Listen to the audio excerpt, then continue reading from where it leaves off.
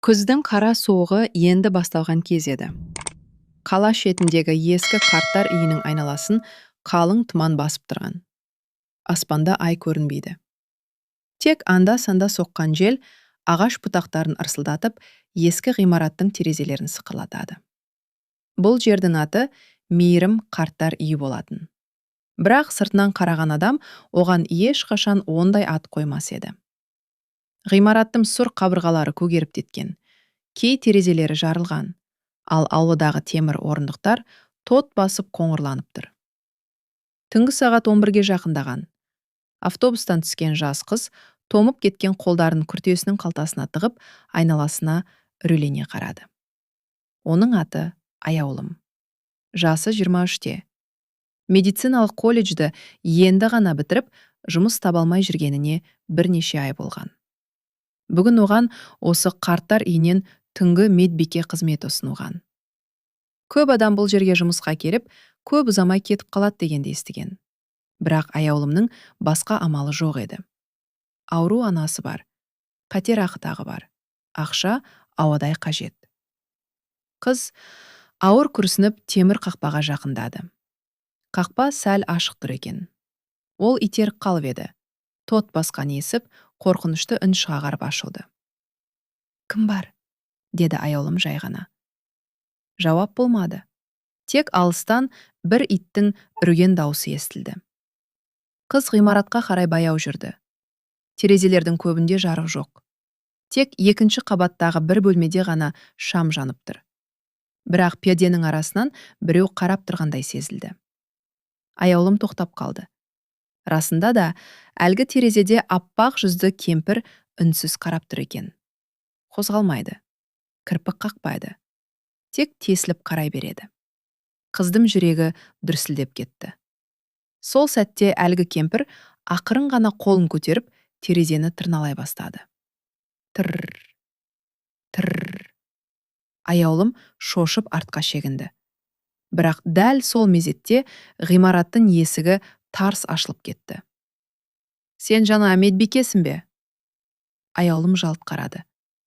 Есіктің алдында жасы 50-лер шамасындағы толық әйел тұр екен. Үстінде ақ халат, қабағы қатулы. «Иә, мен Аяулым». «Кешіктің. Мұнда уақыт қашықты қадағаланады. Кір тез». Әйел артынан бұрылып жүріп кетті. Аяулым ғимаратқа кірген сәтте ескі иіс мүңкіп қоя берді.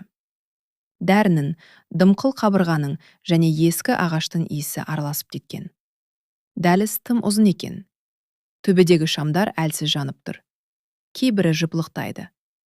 Қабырға бойымен мүгедектер арбалары тізіліп қойылған. Бір бұрышта ескі сағат тарсылдап соғып тұр. Тық, тық, тық. «Мен бас медбике Күләш боламын», деді әйел тоқтамай жүріп. «Ережені бұзбайсың. Қариялардың бөлмесіне рұқсатсыз кірмейсің. Түнде екінші қабатқа шықпайсың». Аяулым аң-таң болып қарады. «Неге?» Күләш кілт тоқтады. Баяу ғана бұрылды. Өйткені ол жақ тыныш емес. Дәліз іші тып-тыныш болып кетті. Аяулым не айтарын білмеді. «Қалай түсінсем болады?» «Артық сұрақ қойма, қызым», деді Күләш салқын үнмен. «Мұнда бәріне үйренесің». Олар шағын бөлмеге кірді. Ішінде үстел, ескі компьютер және дәрі салынған шкаф тұр. «Міне, сенің орның. Түнде мына жерден шықпайсың. Егер біреу шақырса ғана барасың». «Жарайды». «Тағы бір нәрсе». Күләш есікті ақырын жапты. Даусы баяулап кетті. «Егер түнде біреудің жылағанын естісең, мән берме». Аяулымның денесі мұздап кетті. «Не?» «Кей қариялар ұйықтай алмайды». «Ал жаңағы терезедегі әже ше?» Күләштің жүзі бірден өзгеріп кетті. «Қай әже?» «Екінші қабаттағы, маған қарап тұрған». Әйел бірнеше секунд үнсіз қалды. Сосын өте жай дауыспен: «Екінші қабатта ешкім тұрмайды», деді. Сол сәтте жоғары жақтан тарс еткен дыбыс шықты. Біреу жүргендей. Аяулым жалт төбеге қарады. Тыпыр, тыпыр. Кемпір. Күләш тез есікті ашты. Бүгінгі түн аман өтсе, ары қарай үйреніп кетесің. Сөйтіп ол кетіп қалды. Аяулым бөлмеде жалғыз отырды. Сыртта жел илейді. Сағат тықылдайды. Ал жоғары қабаттан әлсін біреудің баяу жүрген дыбысы естіліп тұрды. Аяулым үстел жанында үнсіз отырды. Қабырғадағы сағат түнгі 12-ні көрсетті. Тық, тық, тық. Әр секунд өткен сайын ғимарат іші суып бара жатқандай сезілді. Жаңа ғана естіген сөздер қыздың ойын мазалап қоймады. Екінші қабатта ешкім тұрмайды. Бірақ ол өз көзімен көрді ғой. Терезеде тұрған аппақ жүзді кемпірді анық көрді. Оның терезені тырнағанын да естіді. Аяулым орнынан тұрып, бөлменің есігін ақырын ашты. Дәліз бос тұр. Тек төбедегі шамдар әлсіз жыпылықтайды. Алыста бір бөлмеден қарт адамның жөтелген даусы естілді. Қыз терең дем алып, дәрі тізімдерін қарап шығуға тырысты. Бірақ ойын жинай алмады. Сол кезде тырс. Біреу дәл есіктің сыртында тырнағандай болды. Аяулым селк етіп орнынан тұрды. Кім бар? Жауап жоқ. Тағы да тырс. Тырс. Қыз жүрегі дүрсілдеп есікке жақындады. Қолын тұтқаға апарғанда саусақтары дірілдеп кетті. Ақырын ашты. Дәлізде ешкім жоқ. Бірақ еденде бір нәрсе жатыр екен. Кішкентай, ескі қуыршақ. Бір көзі жоқ. Шашы жұлынып қалған. Аяулым шошып артқа шерінді. Мынаны кім қойды? Сол сәтте дәл құлағының түбінен қарлығыңқы дауыс шықты. Ол қайта келді. Аяулым айқайлап жібере жаздап артына жалт бұрылды. Мүгедектер арбасында отырған өте арық қария екен. Жасы 80-нен асқан сияқты. Бет терісі әжім-әжім. Көзі шүңірейіп кеткен. Ол қызға тесіліп қарап отыр. Ата, шошытып жібердіңіз. Қария жауап бермеді. Тек жерде жатқан қуыршаққа қарап қойды. Мұны кім әкелді? Деді аяулым. Қарп ақырын сыбырлады. Уш, кемпір қайта оралды. Қай кемпір? Аяулым терезедегі. Аяулым жүрегі зу ете қалды. Сіз оны көрдіңіз бе? Қария бірден үндемей қалды. Сосын жан жағына қорқып қарады. Ақырын сөйле. Олар естіп қояды. Кімдер? Сол кезде дәліздің ар жағынан аяқ дыбысы естілді. Топ, топ, топ. Қарттың жүзі әп-сәтте бозарып кетті. Ол келе жатыр. Кім? Бірақ қария ештеңе деместен, арбасын тез итеріп, қараңғы дәлізге қарай кетіп қалды. Аяулым аң-таң болып артынан қарап тұрды. Аяқ дыбысы жақындап келеді. Қыздың тамағы құрғап кетті. Бірнеше секундтан кейін бұрыштан Күләш шықты. Сен неге орнында отырмайсың? Аяулым сасып қалды. Мен жаңа бір ата келді. Қай ата? Арбадағы арық кісі. Күләш қабағын түйді. Сен шаршағансың ба? Жоқ, өзім көрдім ғой. Ол менімен сөйлесті. Әйелдің жүзі күрт өзгерді. Не деді? Ол кемпір қайта келді деді. Күләш бір сәт үнсіз тұрып қалды. Сосын қаттырақ дауыспен, бұл жерде ондай сөз айтылмайды, түсіндің бе? Аяулым шошып кетті. Мен жай ғана тыңда, деді Күләш жақындап келіп. Онда не естісеңге, не көрсеңге үндеме, әйтпесе көтке шыдамайсың. Сіз не жасырып жүрсіздер? Күләш жауап бермеді. Тек жерде жатқан қуыршақты тез көтеріп алды да халатының қалтасына салып жіберді. Бұл затты енді ешқашан көрме. Сөйтіп артына бұрылып кетіп қалды. Аяулым жалғыз қалды. Бәл сол кезде жоғары қабаттан әйел адамның баяу жылаған дауысы естілді. Өте анық, өте мұңды. Балам, балам, қайдасың? Қыздың денесі түршігіп кетті. Дауыс екінші қабаттан шығып тұр еді. Ал ол жақта ешкім тұрмайтын еді ғой. Жоғары қабаттан шыққан әлгі жылаған дауыс аяулымның құлағынан кетпей қойды. Балам, Балам. Дауыс кейде анық естіледі, кейде баяулап алыстап кетеді. Қыз орнында қатып қалғандай тұрды. Қашып кеткісі келді. Дәл қазір сыртқа жүгіріп шығып, бұл жерге енді қайтып келмеуді ойлады. Бірақ анасының ауруы есіне түсті. Үйдегі қарыз есіне түсті. Ол көзін жұмып өзін сабырға шақырды. Бұл жай ғана қарт адамның дауысы. Қорқатын ештеңе жоқ. Бірақ өзі де бұған сенбей тұр еді. Сол сәтте үстелдегі телефон безілдеп қоя берді. Тырр, тырр. Аяулым селк етіп трубканы көтерді. Я? Телефонның ар жағында ауыр тыныс қана естілді. Пс, пс. Алло? Кім бұл? Бірнеше секунд үнсіздік болды. Сосын қарлығыңқы кемпір дауысы шықты. Қызым, есікті аш. Аяулымның денесі мұздап кетті. Қай есік? Мені қамап қойды. Байланыс үзіліп кетті. Тұтқадан тек ұзақ гүл ғана естіліп тұрды. Гу, гу. Қыз телефонды жайлап орнына қойды. Саусақтары дірілдеп кеткен. Сол кезде дәліз жақтан бірдеңенің сүйретілген дыбысы шықты. Шық, шық, шық. Аяулым ақырын есікке жақындады. Дәліздің ар жағында бір әже кетіп бара жатыр екен. Үстінде сұр көйлек. Ақ шашы тарқатылып кеткен. Бір аяғын сүйретіп әрең жүреді. Бірақ ең қорқыныштысы әженің жалаң аяқ екен еді. Суық еденмен баяу кетіп барады. Әже, тоқтаңыз! Қыз артынан жүгірді. Бірақ бұрышқа жеткенде ешкім жоқ болып шықты. Дәліз бос. Тып-тыныш.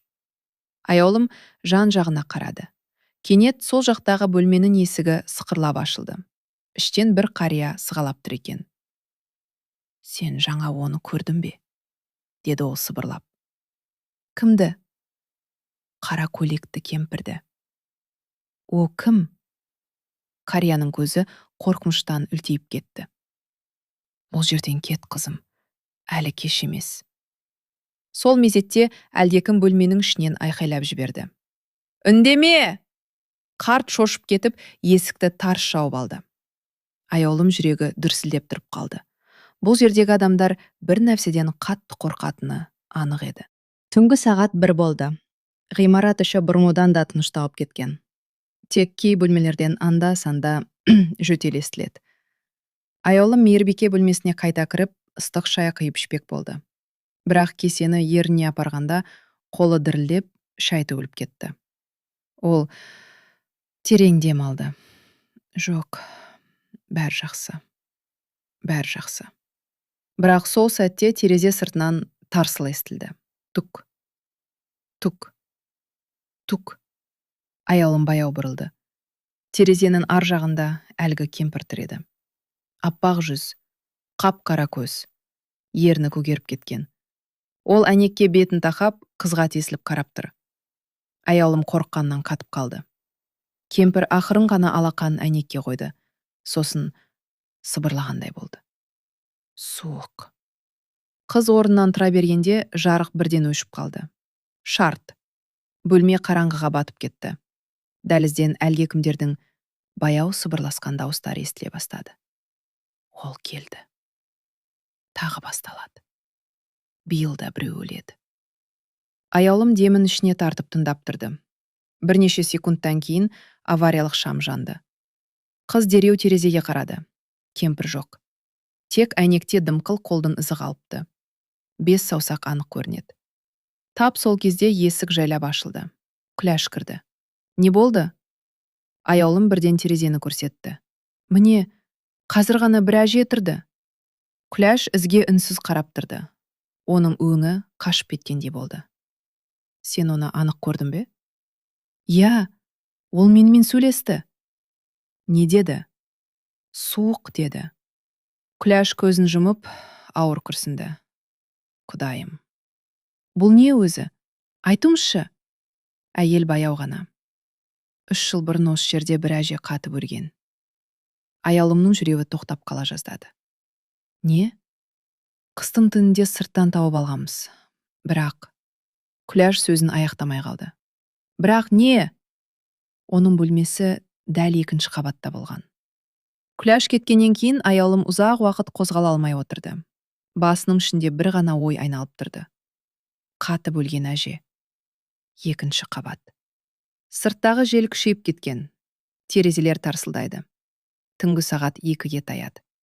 Кенет бүкіл ғимарат ішінде ауыр аяқ дыбысы естілді. Топ, топ, топ. Біреу жоғары қабатта жүр. Аяулым тынысын ішіне тартып тыңдады. Дыбыс өте баяу, бірақ анық. Топ, топ. Сосын тоқтап қалды. Бірнеше секунд үнсіздік орнады. Артынша дәл төбенің үстінен тырналған дыбыс шықты. Тырр, тырр. Қыз орнынан атып тұрды. Осы кезде төменгі қабаттағы бөлмелердің бірінен айқай естілді. Кет! Маған келме! Аяулым жүгіріп барды.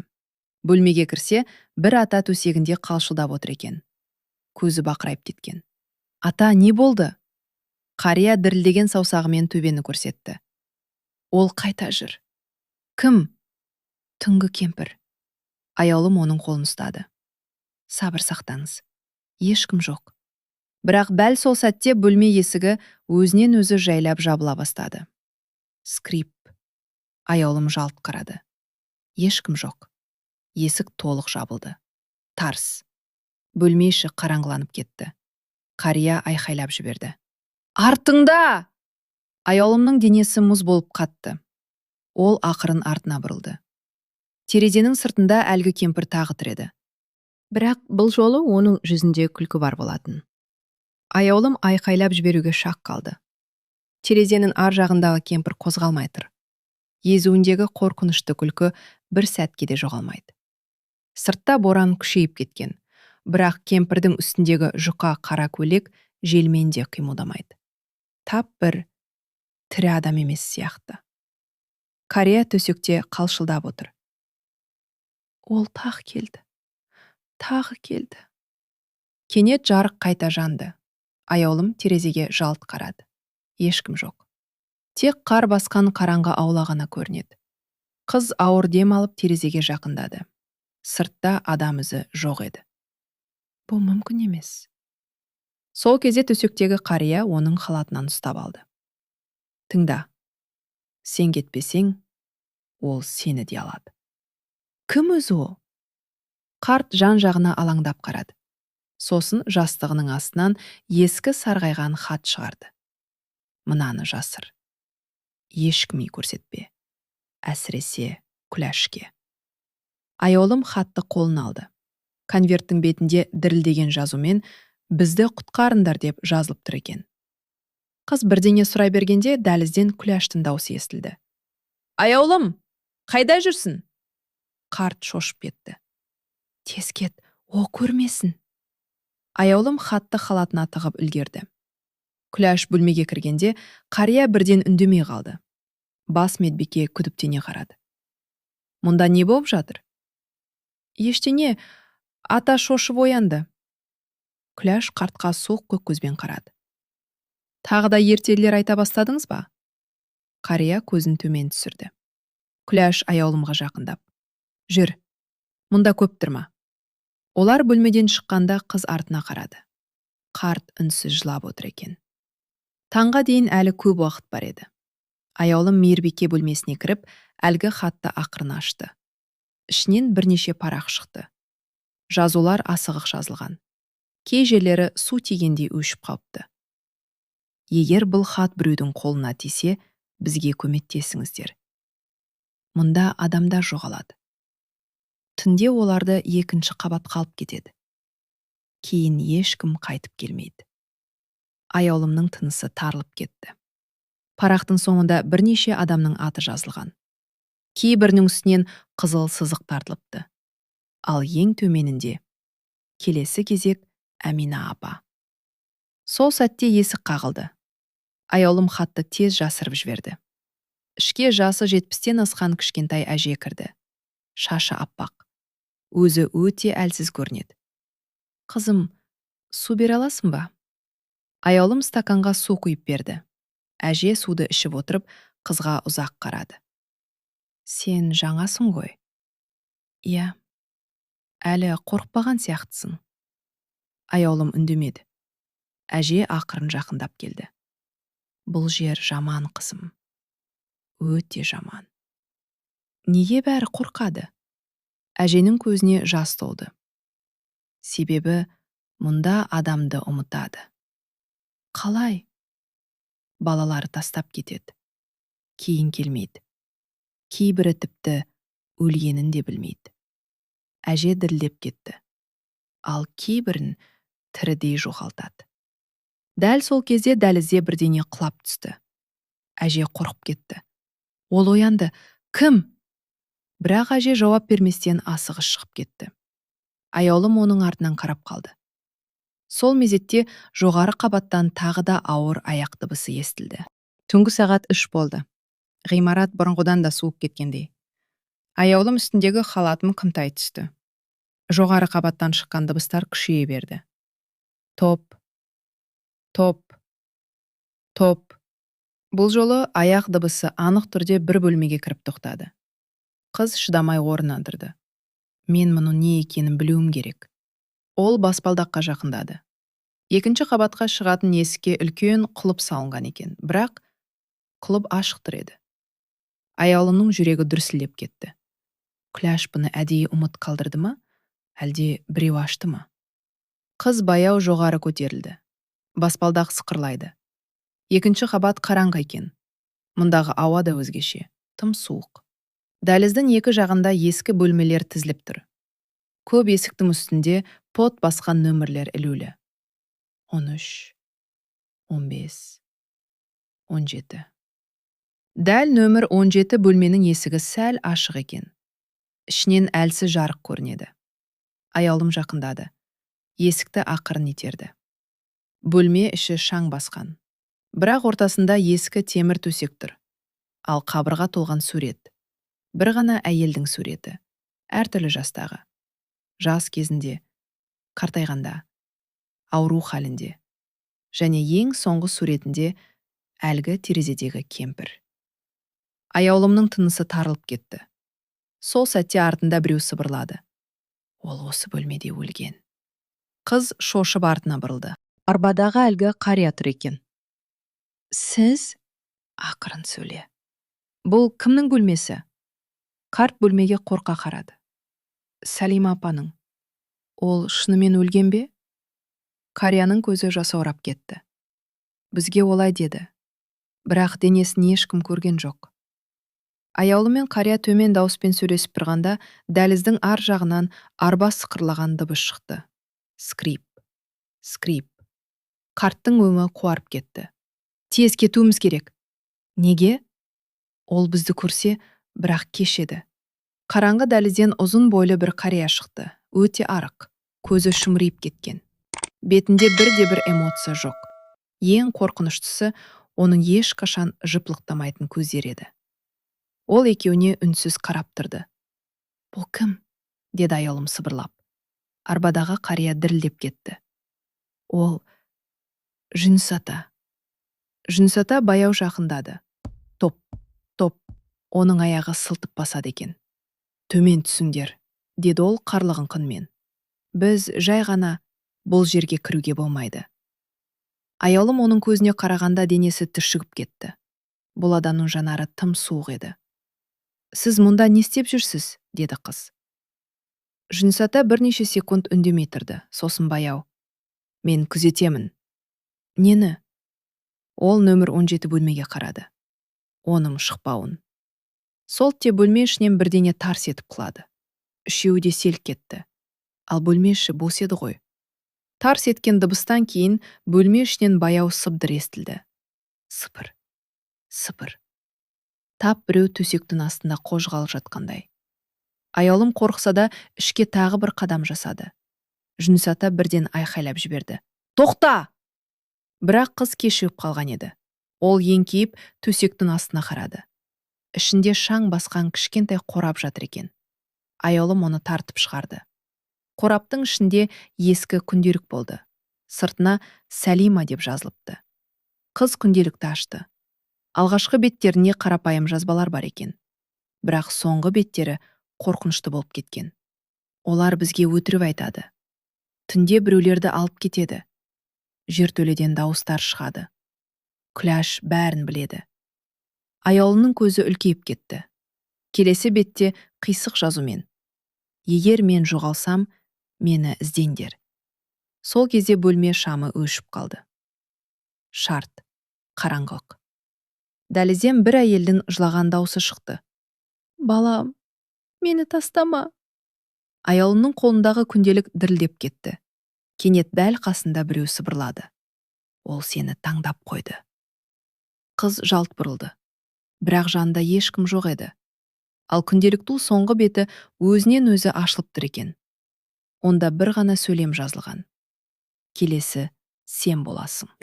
Аяулымның қолындағы күнделік жерге түсіп кетті. Тарс. Қыздың тынысы тарылып, жүрегі кеудесін жарып шығатындай соғып тұр. Бұл біреудің әзілі, иә? Бірақ ешкім жауап бермеді. Қараңғы бөлмеде тек әлгі жылаған дауыс қана естіледі. Балам, суық. Жүніс ата дереу шамды жағып жіберді. Жарық жанғанда бәрі тынышталып қалды. Арбадағы қария қабырғаға сүйеніп отыр. Өңі аппақ. Біз кетуіміз керек, деді ол дірілдеп. Мына күнделікті кім жазған? Деді аяулым. Жүніс ата ауыр күрсінді. Сәлима апа.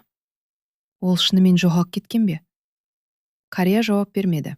Оның орнына есік жаққа үрейлене қарады. Кеш болды. Ол біліп қояды. Сол сәтте дәлізден аяқ дыбысы естілді. Топ, топ, топ. Күләш келе жатыр еді. Жүніс ата бірден үнсіз қалды. Күләш бөлмеге кіріп, аяулымның қолындағы күнделікті көрген сәтте өңі өзгеріп кетті. Мұны қайдан алдың? Төсектің астынан. Күләш күнделікті жұлып алды. Сені мұнда келуге кім рұқсат берді? Мен жай ғана... Төменге түс, қазір! Әйелдің даусында қорқыныш та, ашу да бар еді. Олар төменге түскенше ешкім сөйлемеді. Мейірбике бөлмесіне кіргенде Күләш есікті іштен жауып алды. Тыңда, қызым, деді ол шаршаған үнмен. Кей нәрсені қазбаламаған дұрыс. Бірақ бұл жерде адамдар жоғалады дейді. Қарт адамдар өледі. Бұл қалыпты нәрсе. Жоқ, сіз өтірік айтып тұрсыз. Күләш үнсіз қалды. Сосын ақырын ғана орындыққа отырды. Бірнеше секундтан кейін баяу сөйледі. Осыдан 3 жыл бұрын бұл жерде түнгі медбике болған. Аты Динара. Аяулым тыңдап қалды. Ол да сен сияқты бәрін зерттей бастады. 2-ші қабатқа шықты. Жертөлені қарады. Қарттармен сөйлесті. Кейін не болды? Күләш қызға тік қарады. Бір күні жоғалып кетті. Бөлмеші мұздап кеткендей болды. Полиция ше? Іздеді, таппады. Сіз қалайша бұлай тыныш жүрсіз? Күләш көзін төмен түсірді. Өйткені бұл жерден кету оңай емес. Таңға жақын қарттар үйі тып-тыныш болып кетті. Бірақ бұл тыныштық аяулымды одан сайын қорқыта түсті. Ол көзіле алмады. Күләштің айтқан сөздері ойынан шықпай қойды. Бұл жерден кету оңай емес. Таңғы 5-те кей қариялар ояна бастады. Дәлізде баяу қадамдар естіледі. Біреулер жөтеледі, біреулер әлсіз сөйлеседі. Аяулым дәрі таратып жүріп, әр бөлмеге кірді. Кей қарттардың көзі мұңға толы еді. Кейбірі мүлде сөйлемейді. Бір бөлмеде терезеге қарап отырған әжені көрді. Ол күн шыққанша қозғалмай отырды. Әже, жағдайыңыз қалай? Әже жай ғана жымиды, бірақ көзінде қуаныш жоқ. Қызым, бүгін қай күн?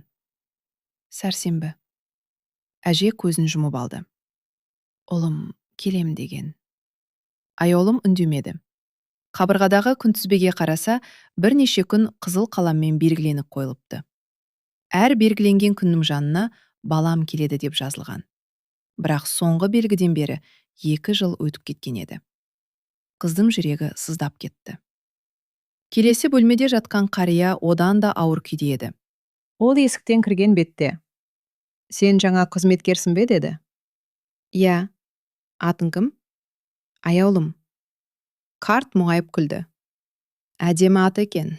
Менің қызымның да аты сондай еді. Қазір қайда ол? Қария ұзақ үнсіз қалды.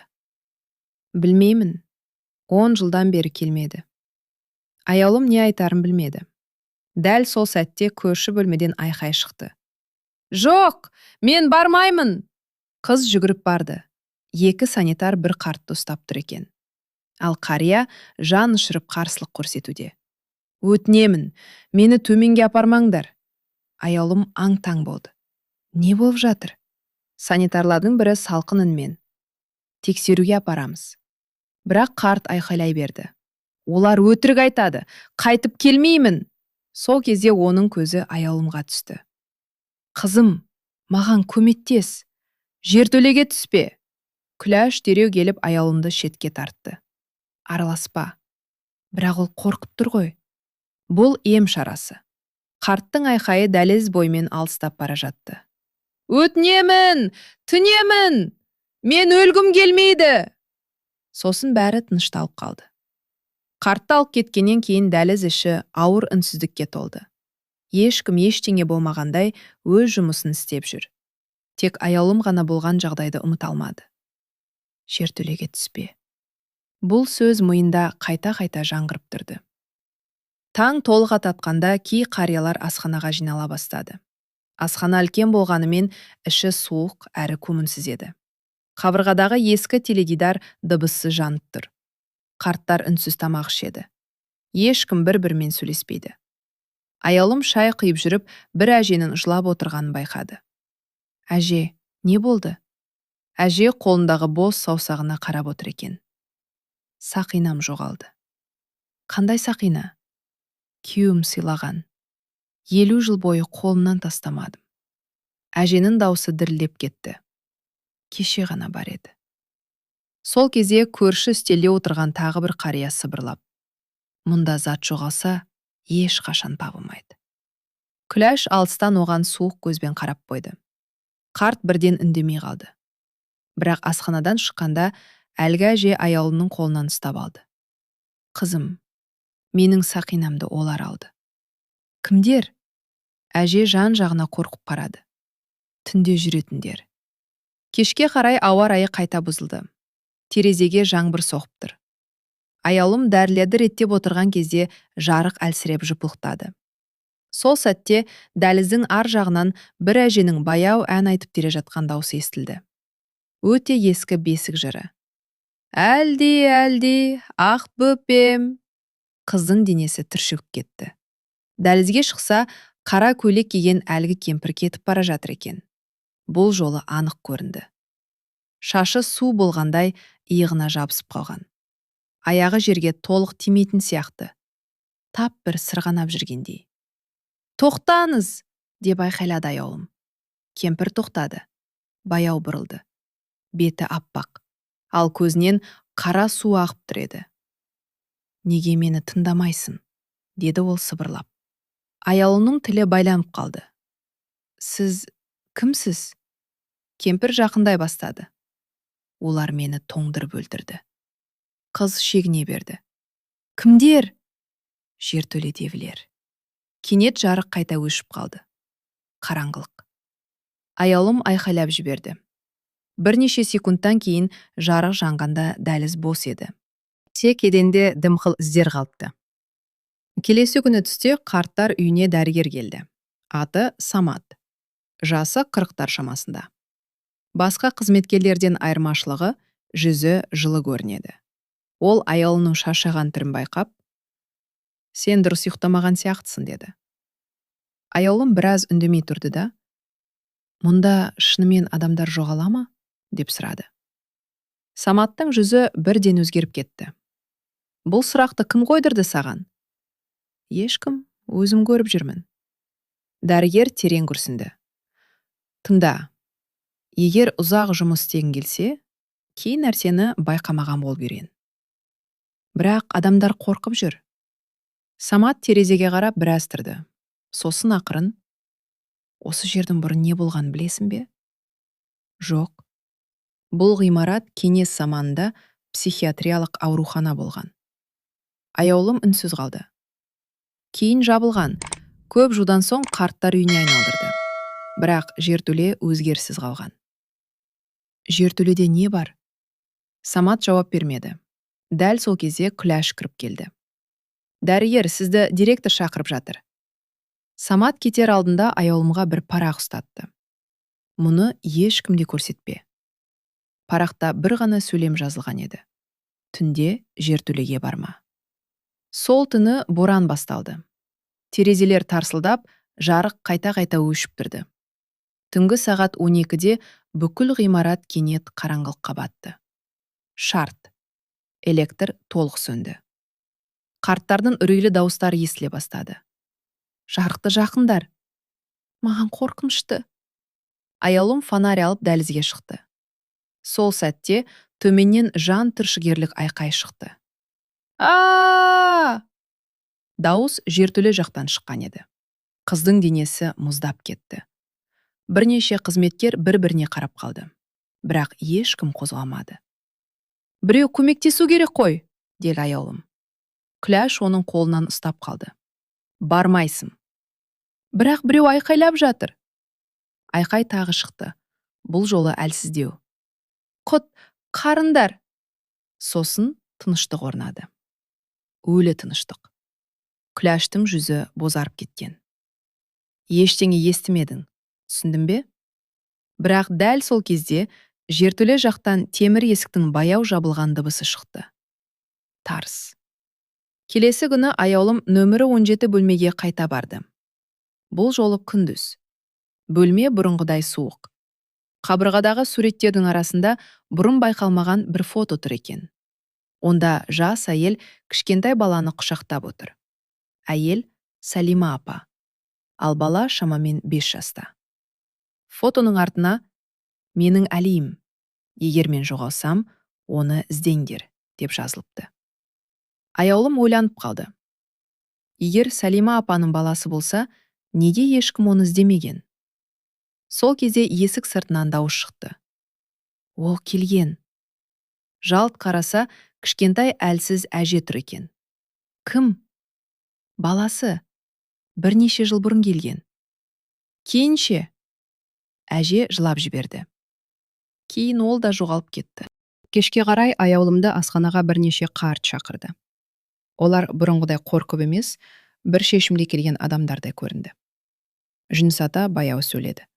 Біз саған сенеміз. Неге? Өйткені сен әлі бұзылмадың. Қарттардың бәрі үнсіз бас изеді. Сосын бір әже ескі кілт шығарды. Бұл жертөленің артқы есігі. Аяулымның жүрегі зу ете қалды. Сіздер не білесіздер? Жүніс ата көзіне жас алып. Түнде алып кеткендердің көбісі қайтпады. Ал қайтқандар ше? Қарт дірілдеп кетті. Олар бұрынғы адам болмай қалды. Сол кезде асхананың жарығы бір рет жыпылықтады. Барлық қария бірден үндемей қалды. Өйткені дәлізде біреу тұрған еді. Күләш. Түнгі сағат 1. Барлық ұйықтаған кезде аяулым қолындағы кілтпен төмен түсті. Жертөлеге апаратын дәліз тым қараңғы екен. Қабырғалар дымқыл. Ауадан шіріген иіс шығады. Әр қадам сайын жүрегі қатты соғып барады. Дәліз соңында үлкен темір есік тұр. Сыртында ескі жазу. Арнайы бөлім. Қыз кілтті салды. Сықыр. Есік ашылды. Іштен мұздай ауа шықты. Аяулым фонарын жақты. Бөлме ішінде ескі темір төсектер тұр. Кейбірінде белдік байланған. Қабырғада тырналған іздер. Ал ең қорқыныштысы қабырғадағы жазу еді. Біз тіріміз. Қыз шошып артқа шегінді. Сол кезде ар жағынан әлсіз дауыс шықты. Көмектес. Аяулым фонарды бұрды. Қараңғы бұрышта бір адам отыр екен. Бұрыштағы адам өте арық еді. Шашы өсіп кеткен. Көзі шүңірейіп кеткен. Ол жарықтан қорқып, бетін жауып қалды. Сіз кімсіз? Деді аяулым. Ер адам бірнеше секунд үндемеді. Сосын қарлығыңқы үнмен. Мен... Әли. Аяулының денесі түршігіп кетті. Сәрима апаның ұлы ма? Ер адам баяу бас изеді. Олар мені жібермейді. Қалайша? Сіз мұнда неге отырсыз? Әли жылап жіберді. Мен анамды іздеп келдім. Ол қабырғаға сүйеніп әрең сөйледі. Бірақ олар анамның өлгенін айтты. Мен сенбедім. Сосын даусы дірілдеп кетті. Мені осында қамап қойды. Аяулым шошып кетті. Қанша уақыт болды? Білмеймін. Күн санын жоғалттым. Сол сәтте жоғарыдан есік тарс жабылды. Тарс. Аяулымның жүрегі тоқтап қала жаздады. Артынша дәлізден баяу аяқ дыбысы естілді. Топ, топ, топ. Біреу жертөлеге түсіп келе жатыр еді. Жертөледегі аяқ дыбысы жақындаған сайын аяулымның тынысы тарылып бара жатты. Топ, топ, топ. Әли қорыққаннан қабырғаға жабысып қалды. Олар келді. Аяулым фонарын өшіріп, қараңғы бұрышқа тығылды. Темір есік баяу ашылды. Сықыр. Ішке біреу кірді. Қолында шам. Жарық қабырғаларды кезіп өтті. Аяулым демін ішіне тартып тұр. Бірнеше секундтан кейін таныс дауыс естілді. Әли, тағы шушыға қардың ба? Бұл Күләш еді. Ол бөлмені қарап шығып, үстел үстіне дәрі қойды. Ертең директор келеді. Өзіңді дұрыс ұста. Әли үндемеді. Күләш терең күрсінді. Бізде басқа амал болмады. Сосын есікті жауып шығып кетті. Аяулым таңғалып қалды. Басқа амал болмады дегені не? Бірнеше минуттан кейін ол Әлиге жақындады. Сізді бұл жерден алып шығамын. Әли әлсіз күліп қойды. Көп адам солай деген. Жоқ, мен шынымен көмектесемін. Ер адам басын шайқады. Кеш, олар бәрін бақылап отыр. Сол сәтте жертөленің кішкентай терезесінен сырттағы қар көрінді. Терезе алдында аяқ іздері бар еді. Бірақ ең қорқыныштысы, іздер қардың ортасына барып аяқталатын. Тап бір адам жоқ болып кеткендей. Келесі күні таңертең қарттар үйінде шу басталды. Бір қария жоғалып кеткен. Қызметкерлер жан-жаққа жүгіріп жүр. Күләштің өңі сұп-сұр. Есіктерді тексеріңдер. Аяулым жүрегі дүрсілдеп дәлізге шықты. Жоғалған адам кеше жертөледен қорқып айқайлаған қария екен. Жүніс ата сыбырлап айтты. Ол қашуға тырысқан. Бір сағаттан кейін санитарлар оны ауладан тауып әкелді. Қарияның аяғы жалаң аяқ. Қолы тоңып көгеріп кеткен. Ол жылап жатыр. Жіберіңдер мені. Өтінемін. Аяулым оған жүгіріп барды. Ата, не болды? Қарт оның қолынан жабысып алды. Олар мені түнде шақырады. Кімдер? Қарт қорқып артына қарады. Өлгендер. Сол сәтте санитар келіп қарияға укол салды. Бірнеше секундтан кейін қарт тынышталып қалды. Тек көзі ғана қорқынышқа толы күйде қатып қалды. Аяулым ашуланып. Неге бәрін тыныштандыра бересіздер? Күләш оған суық қарады. Кейде ұмыттыру мейірім. Сол түні нөмірі 12 бөлмедегі әже қайтыс болды деген хабар тарады. Аяулым бөлмеге кіргенде денесі мұздап кетті. Әже төсекте жатыр. Көзі ашық күйде қатып қалған. Ал бетіндегі қорқыныш өте қорқыныш деді. Тап бір өлер алдында бірдеңе көргендей. Самат дәрігер ақ жайманы жапты. Жүрегі тоқтаған. Бірақ аяулым әженің қолындағы нәрсені байқап қалды. Әже бір парақ қағазды қысып ұстап жатыр екен. Қыз байқатпай қағазды алды. Онда қисық жазумен «Түнде терезеге қарама» деп жазылыпты. Сол сәтте сырттан әйелдің күлкісі естілді. Баяу, суық. Аяулым терезеге қарады. Қар үстінде қара көйлекті кемпір тұр еді. Бұл жолы ол анық күліп тұрған. Ал әйнектің бетінде іш жағынан жазылған сөз пайда болды. Кеш қалды. Келесі күні аяулым бақылау бөлмесін тапты. Ішінде ескі мониторлар тұр екен. Бірнеше камера әлі жұмыс істейді. Қыз түнгі жазбаларды қарай бастады. Алғашында бәрі қалыпты көрінді. Дәліздер бос, қарттар бөлмесінде ұйықтап жатыр. Бірақ түнгі сағат 03:17-де барлық экран бір мезетте бұзылып кетті. Кедергілер. Сосын бір камера қайта қосылды. Экранда екінші қабат көрінді. Қара көйлекті кемпір дәлізде тұр. Ол баяу камераға қарады. Сосын жымиды. Аялының денесі мұздап кетті. Камерадағы уақыт тоқтап қалған еді. Сағат 3:17. Сол сәтте артынан дауыс шықты. Оны қарауға болмайды. Қыз жалт бұрылды. Самат тұр екен. Сіз де көрдіңіз бе? Дәрігер үнсіз бас изеді. 3 жылдан бері әр түн сайын дәл сол уақытта камералар істен шығады. Ол кім өзі? Самат баяу айтты. Сәлима апа бұл жерге өлмеген болуы мүмкін. Түстен кейін аялым аулада отырған жалғыз қарияны көрді. Кеудесінде ескі соғыс медальдары бар. Өте тік отырады. Бірақ көзінде мұң. Қыз жанына отырды. Сәлеметсіз бе ата? Қарт біраз үнсіз отырды. Сосын, сен бәрін қазып жүрсің ғой, деді. Аялым таңғалды. Қайдан білесіз? Бұл үйдің қабырғасы сөйлейді. Қыз үндемеді. Қарт медальдарының бірін сипап қойды. Мен соғыстан аман келдім. Бірақ мына жерден қорқамын. Неге? Қарт ақырын сыбырлады. Өйткені түнде өлгендер жүреді. Жел күшейіп кетті. Қарт жалғастырды. Осыдан 2 жыл бұрын мен Сәлиманы көрдім. Аялының жүрегі зу етті. Қайда? Жертөледе. Ол тірі болды ма? Қарттың қолы дірілдеп кетті. Жоқ. Бірақ толық өліде емес еді. Сол сәтте қарт кенет тоқтап қалды. Көзі аула жаққа қадалды. Аялым артына қарады. Қар үстінде әлгі қара көйлекті кемпір тағы тұр еді. Қара көйлекті кемпір аулада үнсіз тұрды. Жел оның шашын қозғалтады. Бірақ өзі мүлде қимылдамайды. Аялым орнынан атып тұрды. Тоқтаңыз! Ол сыртқа жүгіріп шықты. Қар қалың жауып тұр. Ауа сүйекті қарып өтеді. Бірақ аулаға шыққанда кемпір жоқ болып кеткен. Тек орындық үстінде бір конверт жатыр екен. Ескі, сарғайған. Бетінде «Ұлыма беріңдер» деп жазылыпты. Аялым хатты бөлмесіне алып кіріп ашты. Ішіндегі жазу дірілдеп жазылған. Әли, егер сен мұны оқып отырсаң, мені кешір.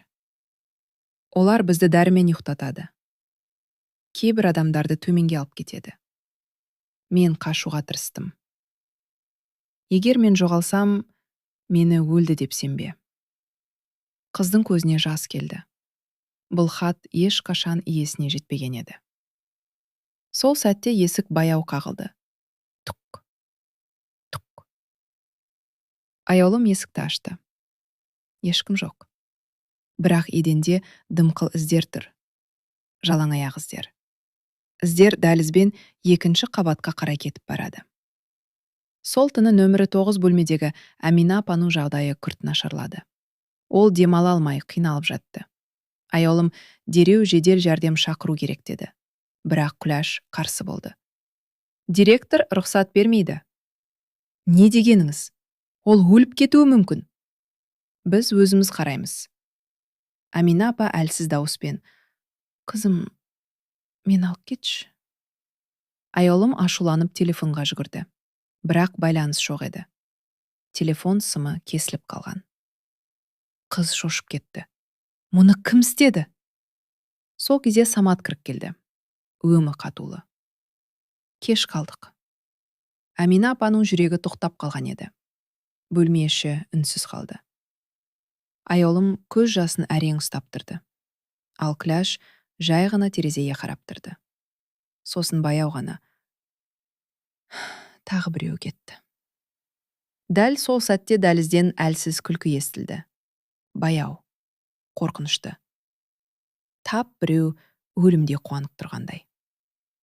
Сол түн аялым жалғыз кезекшікте қалды. Күләш пен Самат директордың кабинетіне кеткен. Ғимарат тып-тыныш. Бірақ бұл тыныштық тым ауыр еді. Сағат түнгі 3-ке жақындады. Сағат 3:16. Сағат 3:17. Кенет барлық жарық бір уақытта өшіп қалды. Шарт. Аялым фонарын жақты. Дәл сол сәтте дәліздің соңында біреулер тұрғанын көрді. 3 қарт. Қозғалмай тұр. Көздері аппақ. Ата? Әже? Олар жауап бермеді. Бір мезетте үшеуі де бастарын бірдей қисайтты. Сосын баяу сыбырлады. Ол сені күтіп отыр. Аяулым артқа шегінді. Дәліздің ар жағынан арба сықырлаған дыбыс шықты. Скрип, скрип. Қараңғыдан жүніс ата шығып келе жатты. Бірақ бұл жолы оның жүзі мүлде өзгерген еді. Көзі қанталап кеткен. Кеш қалдың, деді ол қарлығып. Сол сәтте екінші қабаттан әйелдің жан даусы шықты. Аяулым! Айқайдан кейін бүкіл ғимарат тып-тыныш болып қалды. Тек алыстан пианино үні естілді. Баяу, мұңды. Аяулым қорықса да дыбысқа қарай жүрді. Әуен екінші қабаттан шығып тұр еді. Қыз жоғары көтерілді. Нөмірі 17 бөлменің есігі ашықтыр. Ал бөлменің ортасында ескі пианино бар екен. Кеше ғана мұнда болмаған. Пианино өзінен өзі ойнап тұрды. Клавишалар баяу басылады. Так, так, так. Аяулымның тынысы тарылды. Сол кезде пианино үстіндегі фотоны көрді. Суретте жас Салима апа пианино жанында күліп отыр екен. Ал қасында кішкентай Әли тұр. Қыз суретті ұстай бергенде музыка тоқтап қалды. Бөлме үшін өлі тыныштық басты. Сосын артынан сыбыр естілді. О, менің ұлым еді. Аяулым ақырын бұрылды. Қара көйлекті кемпір дәл артында тұр еді. Аяулым қорыққаннан қапып қалды. Кемпірдің көзі бұл жолы мұңға толы еді. Сіз Салима апасыз ба? Кемпір баяу бас изеді. Олар бәрін өтірік айтты. Сіз өлдіңіз ғой. Салима апа әлсіз жымиды. Кей адамдар өлгеннен кейін де кете алмайды. Бөлме суып кетті. Пианино қайта өзінен өзі ойнай бастады. Мен ұлымды күттім, деді кемпір. Бірақ олар оны да алып қойды. Кімдер? Салима апаның жүзі өзгеріп кетті. Жертөледегілер. Кенет дәлізден ауыр қадам естілді. Топ, топ, топ. Салима апа қорқып артына қарады. Ол келе жатыр. Кім? Бірақ кемпір бірден жоғалып кетті. Сол сәтте есік алдына директор келіп тоқтады. Аяулым оны бірінші рет көріп тұр еді. Ұзын бойлы, сұр шашты, суық көзді адам. Ол қызға үнсіз қарап тұрды. Сосын баяу ғана. Түнде жоғарда жүруге болмайды дегенді естімедім бе? Директордың дауысы суық әрі қорқынышты шықты. Аяулым өзін әрең ұстап тұрды. Мен жай ғана дыбыс естідім. Директор оның көзіне ұзақ қарады. Бұл ғимаратта артық қызығушылық қауіпті. Ол бөлмеге кіріп пианиноға көз тастады. Бірақ таңғаларлығы пианино жоқ еді. Бөлме қайта бос қалыпқа түскен. Аяулым шошып кетті. Аз ғана бұрын мұнда тұр еді ғой? Директор баяу бұрылды. Ұйықтайтын уақыт болды, сосын кетіп қалды. Аяулым бөлмеде жалғыз қалды. Ол терең дем алып, төсектің астын қайта қарады. Бұл жолы шаң арасында қалың папка жатыр екен. Қыз оны ашты. Ішінде қарттардың жеке істері сақталған. Бірақ бірнеше адамның құжатында бірдей белгі тұр. Туысы жоқ. Іздейтін адамы жоқ. Арнайы бақылау. Салима апаның папкасы да сондай еді. Бірақ ең қорқыныштысы мәртебесінде. Қайтыс болды, деп жазылғанымен, астында кейін қосылған жаңа жазу бар еді. Объект әлі бақылауда. Аяулымның қолы дірілдеп кетті. Келесі күні таңертең тағы шу шықты. Бірнеше қарттың ақшасы мен бағал заттары жоғалған. Қызметкерлер бір-бірін кінәлап жүр. Бірақ қарттар үндемейді. Тек көздерінде қорқыныш бар. Асханада отырған кезде медаль таққан қария аяулымға сыбырлап айтты. Бұл бірінші рет емес. Заттарды кім алады? Қарт жай ғана төбеге қарады. Аш адамдар. Не дегеніңіз? Кей адамдар ақша үшін бәрін істейді. Тіпті адамды да сатады. Сол сәтте санитарлардың бірі жүгіріп келді. Күләш апай, жертөленің есігі ашық тұр. Бүкіл асхана бірден тып-тыныш болып қалды. Күләштің өңі қашты. Ешкім төмен түспесін. Бірақ аяулым бір нәрсені байқап қалды. Санитардың қалтасынан әлгі жоғалған сақина көрініп тұр еді. Сол түні аяулым бақылау бөлмесіне қайта кірді. Ол камералардың ескі архивін қарауға шешім қабылдады. Экрандар шулдап әрең жұмыс істеп тұр. Кенет бір бейне ашылды. Күні 3 жыл бұрынғы. Түнгі уақыт. Камера жертөле дәлізін көрсетіп тұр. Бейне сапасы нашар. Бірақ анық көрінген бір нәрсе болды. 2 санитар бір әйелді сүйреп бара жатыр. Әйел айқайлап жылайды. «Ұлымды шақырыңдар, өтінемін!» Бұл Салима апа еді. Аяулымның көзіне жас келді. Сосын камераға директор шықты. Ол айналасына қарап тұрып баяу. «Ешкім іздемейді», деді. Бейне дәл сол сәтте өшіп қалды. Шш. Аяулым қатып қалды. Ол енді бәрін түсіне бастаған еді. Келесі кеште Салима апа тағы көрінді. Бұл жолы ауладағы орындықта отыр екен. Қолында ескі ойыншық аю. Аяулым баяу жанына барды. «Сіз неге кетпейсіз?» Кемпір көзін төмен түсірді. Ана баласын тастап кете алмайды. «Әли тірі, мен оны көрдім». Салима апаның көзіне жас толды. Олар оны сындырды. «Мен оны құтқарамын». Кемпір алғаш рет жылы жымиды. «Сенің жүрегің таза. Сол үшін олар сенен қорқады». Кенет Салима апа қыздың қолынан ұстап алды. Қолы мұздай. «Ертең кеш болады». «Не болады?» Кемпірдің жүзі қайта қорқынышты болып өзгерді. «Олар жаңа адамдарды алып келеді». Түнде аяулым жертөлеге қайта түсті. Бұл жолы Әли жатқан бөлме бос еді. «Әли!» Жауап жоқ. Қыз фонарын айналдырып қарады.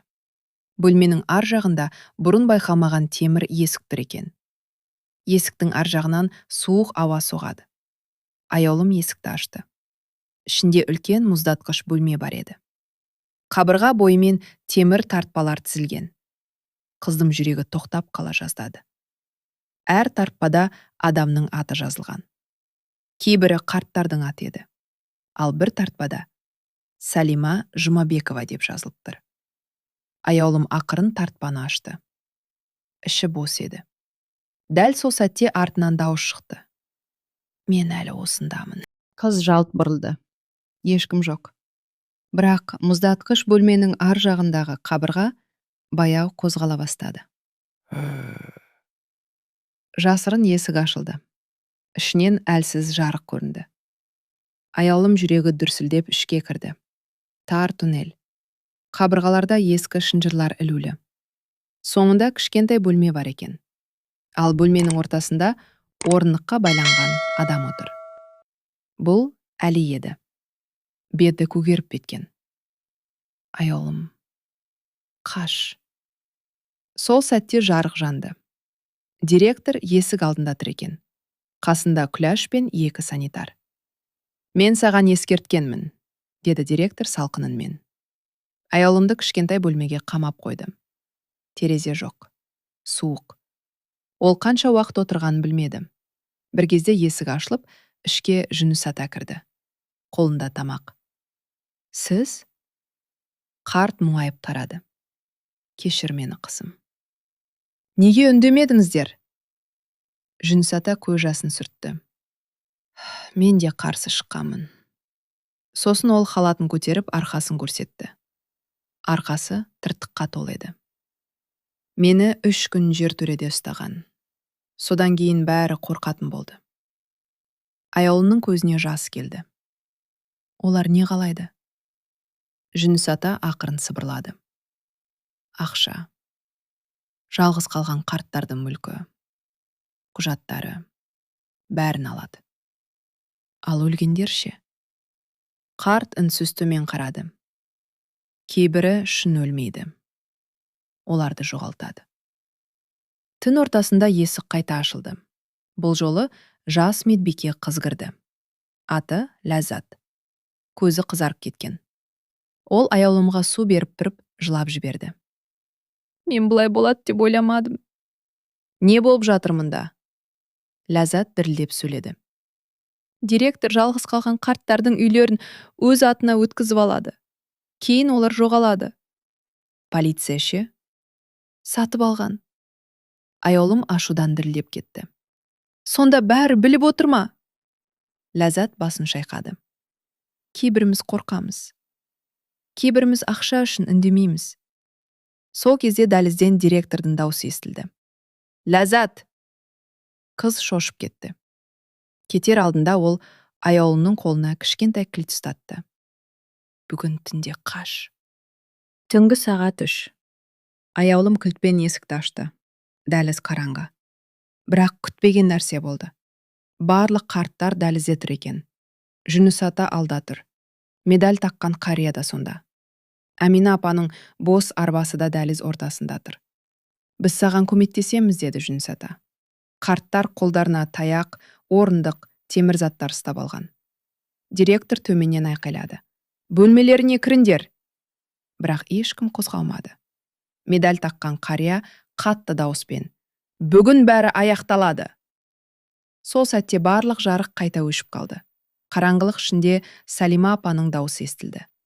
Шындықты ашыңдар. Авариялық шам жанғанда қарттар екінші қабатқа көтеріліп бара жатты. Аяулым да олардың артынан ерді. Нөмір 17 бөлмеге кіргенде Жүніс ата қабырғадағы суреттерді жұлып тастай бастады. Астынан жасырын есік шықты. Қабырға ішінде үлкен сурет бар екен. Онда барлық жоғалған қарттардың фотосы ілінген. Салима апа, Әмина апа, тағы 10-даған адам. Ал ортасында директордың суреті тұр. Төменгі жағында бір сөйлем жазылған. Оларды ешкім іздемейді. Аяулымның жүрегі сыздап кетті. Сол сәтте арт жақтан директордың дауысы шықты. Бірақ сендерді іздейтін адам табылады деп ойлайсыңдар ма? Директордың дауысы бүкіл бөлмеге жаңғырып кетті. Ол есік алдында тұр еді. Қасында 2 санитар, қолында тапанша. Қарттар бірден үнсіз қалды. Бірақ Жүніс ата артқа шегінбеді. Жетер енді, деді ол дірілдеген дауыспен. Директор суық жымиды. Сендер бәрібір ештеңе дәлелдей алмайсыңдар. Аяулым қабырғадағы суреттерге қарады. Кейбір фотолардың астында күнде жазылған. Бұл адамдардың жоғалған уақыт еді. Салима апаның суретінің жанында тағы бір фото тұр екен. Жас қызың суреті. Аяулым жақындап қарады. Денесі мұздап кетті. Бұл 3 жыл бұрын жоғалған медбике Динара болатын. Астында артық білгені үшін деп жазылыпты. Сіз адам өлтірдіңіз, деді аяулым сыбырлап. Директор ауыр күрсінді. Мен бұл жерді ғана емес, өзімді де құтқардым. Не дегеніңіз? Ол қабырғаға қарап тұрып сөйледі. Осы қарттар үйін ашқанда мемлекет ақша бөлмеді. Ешкім көмектеспеді. Қарыз көбейді. Кейін бәрі бақылаудан шықты. Сондықтан адамдарды жоғалттыңыз ба? Директор айқайлап жіберді. Оларды ешкім іздемеді.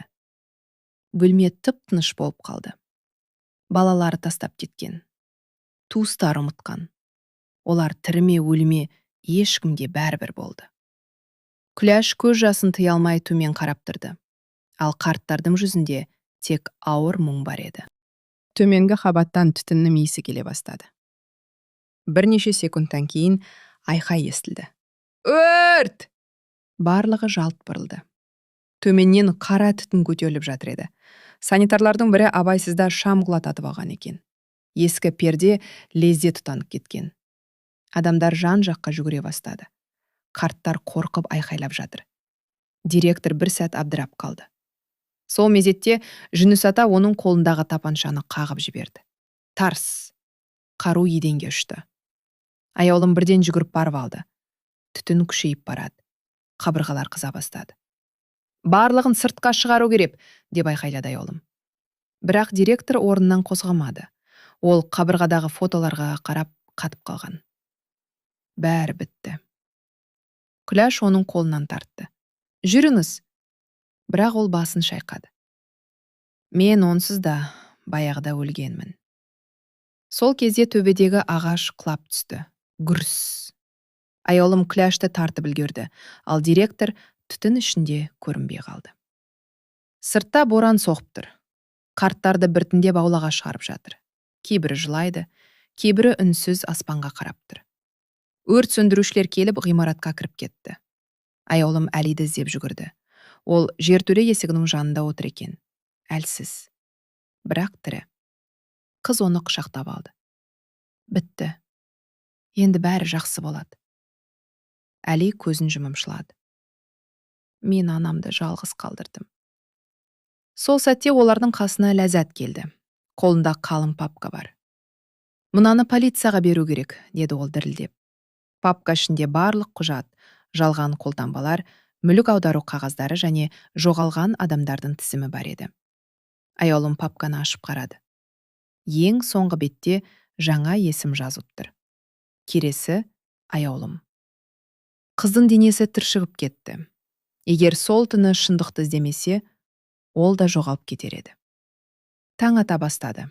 Боран баяу басылды. Аулада жедел жәрдем көліктері тұр.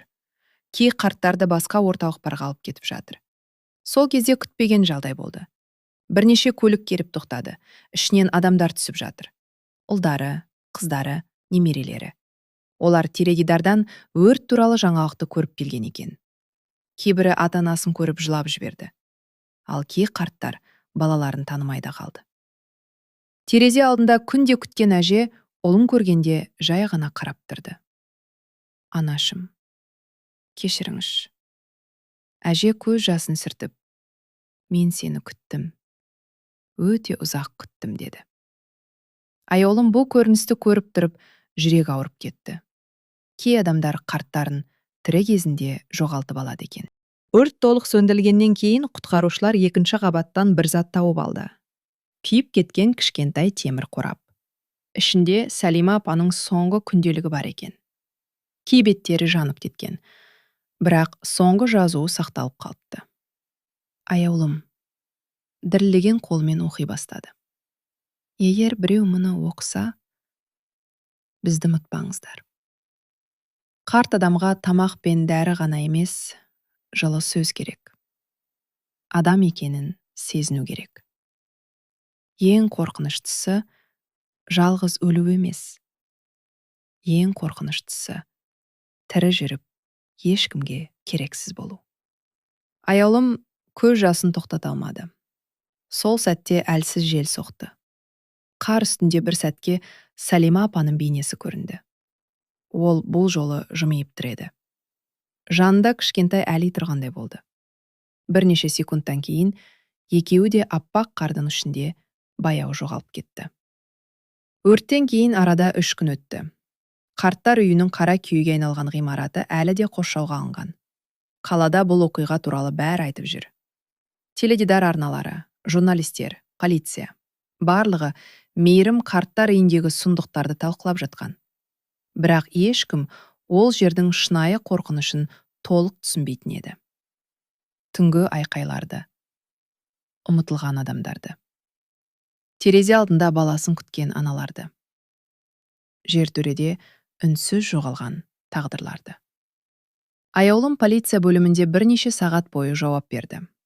Ләззат та бәрін мойындаған. Санитарлардың кейбірі ұсталды. Ал директордың денесі өрттен кейін табылмады. Бұл жаңалық бәрін таңғалдырды. Қалайша табылмады, деді тергеуші. Ғимарат толық өртенген, ол сыртқа шықпаған. Аяулым үндемеді. Өйткені оның көз алдында соңғы рет директордың қара түтін ішінде тұрып қалған бейнесі кетпей қойған еді. Тап бір ол әдейі шықпай қалғандай. Сол күні кешке аяулым қала шетіндегі кішкентай пәтеріне қайтты. Үй іші тым-тыныш еді. Ауру анасы диванда ұйықтап жатыр. Қыз оның үстіне көрпе жауып ас үйге өтті. Шай қиып отырып, алғаш рет еркін тыныс алғандай болды. Бітті. Бірақ дәл сол сәтте терезе тарсылдап кетті. Тук, тук, тук. Аяулымның қолындағы кесе дірілдеп кетті. Ол баяу терезеге қарады. Сыртта ешкім жоқ. Тек қар жауып тұр. Бірақ әйнектің бетінде бір сөйлем пайда болды. Бізді ұмытпа. Қыздың көзіне жас толды. Бұл қорқыныш емес еді. Бұл сағыныш болатын. Өйткені ол жердегі қарттар енді оған бөтен емес еді. Бір аптадан кейін тергеу толық басталды. Мұрағаттар ашылды. Ескі құжаттар қаралды. Сонда бәрі одан да қорқынышты шындықты білді. Мейірім қарттар үйі бұрыннан күмәнді жер болған екен. Кеңес заманында мұнда психикалық ауруларға арналған жабық бөлім орналасқан. Көп адам ол жерден шықпаған.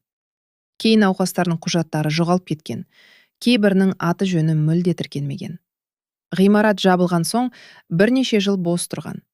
Кейін директор оны арзан бағаға сатып алып, қарттар үйіне айналдырған.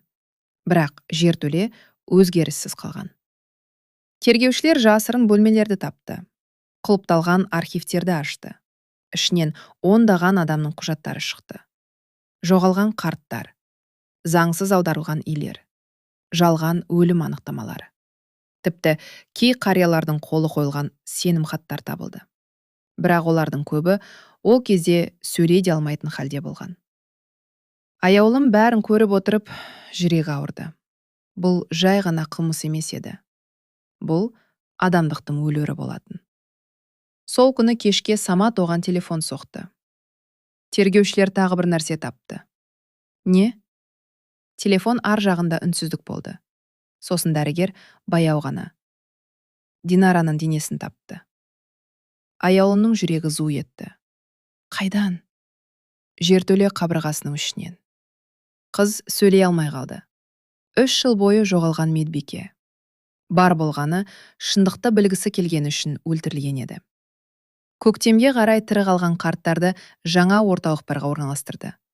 Бірақ кейбірі аяулыммен байланысын үзбеді. Ол оларды жиі барып көретін болды.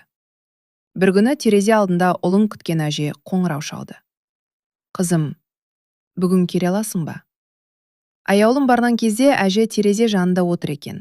Ал қасында орта жастағы ер адам үнсіз тұрды. Көзі қызарып кеткен. Бұл оның ұлы еді. Әже баяу ғана. Ол күнде келеді қазір. Ұлы еңкейіп анасының қолын ұстады. Анашым, мені кешіріңіз. Даусы дірілдеп кетті. Мен жұмыспен жүріп, уақыт таппадым деп ойладым. Көзінен жас ағып кетті. Бірақ сіздің жалғыз қалғаныңызды түсінбедім. Әже ұзақ үнсіз отырды. Сосын әлсіз ғана ұлының бетін сипады. Мен саған ренжіген жоқпын. Бірақ мен өзімді кешіре алмаймын. Аяулым терезеге қарап тұрды. Көшеде адамдар асығып жүр. Біреу жұмысқа барады. Біреу телефонмен сөйлесіп кетіп барады. Ал бір бұрышта жалғыз отырған қарт адамды ешкім байқамайды. Сол сәтте аяулым бір нәрсені түсінді. Қарттар үйіндегі ең үлкен қорқыныш елес емес еді. Ең үлкен қорқыныш тірі адамды тірідей ұмыту болатын. Араға бірнеше ай салды. Қыс өтіп көктем келді. Бірақ аяулым кей түндері әлі ұйықтай алмайтын. Түсінде ұзын қара дәліздерді көреді. Терезе алдында тұрған Салима апаны көреді. Жертөледегі суық бөлмелерді көреді. Бір түні ол күтпеген жерден бұрынғы қарттар үйінің орнына баруға шешім қабылдады. Ғимараттың көбі бұзылып кеткен. Тек күйген қабырғалар ғана қалыпты. Айнала тым-тыныш еді. Қыз баяу аулаға кірді. Қар жоқ. Жел ғана еседі. Бір кезде ол ескі орындықты көрді. Салима апа отыратын орындық. Аяулым жақындап барғанда, орындық үстінде кішкентай ойыншық аю жатқанын көрді. Тап со баяғы аю. Қыздың денесі түршігіп кетті. Сол сәтте артынан таныс дауыс шықты. Қызым. Аяулым жайлап бұрылды. Салима апа тұр екен. Бірақ бұл жолы қорқынышты емес еді. Жүзі жылы, көзі мейірімді. Сіз әлі кетпедіңіз бе? Кемпір жымиды. Кей адамдарды еске алып тұрғанша олар толық жоғалмайды. Аяулының көзіне жас келді. Мен сіздерді ұмытпаймын. Салима апа баяу басыз еді. Сосын алыстан кішкентай Әлидің күлкісі естілді. Кемпір сол жаққа қарады. Жүзі жарықтанып кетті. Енді мен кете аламын. Жел соғып өтті. Бірнеше секундтан кейін оның бейнесі баяу ғайып болды. Ал орындық үстіндегі ойыншық аю да жоқ болып кеткен еді. 1 жылдан кейін қалада жаңа қарттар орталығы ашылды. Жарық, таза, іші жылы, терезелері үлкен, қабырғаларында суреттер ілулі. Ең бастысы, адамдардың жүзінде қорқыныш жоқ. Орталықтың кіреберісінде кішкентай тақтайша тұр. Адамға ең керегі мейірім. Бұл орталықты ашуға аяулым көп көмектесті. Ол енді жай медбике емес еді. Қарттардың құқығын қорғайтын адамға айналды. Ол әр бөлмеге кірген сайын күлімсіреп амандасатын. Әр қарттың әңгімесін тыңдайтын.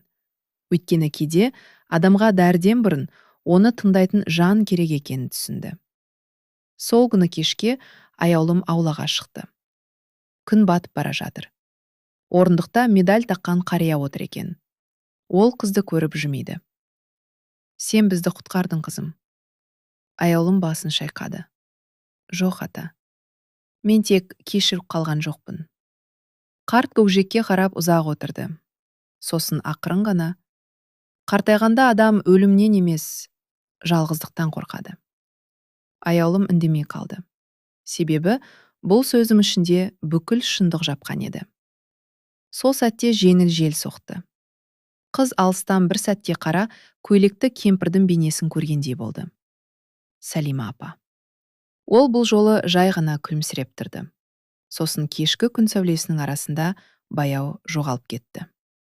Әңгіме осымен аяқталды.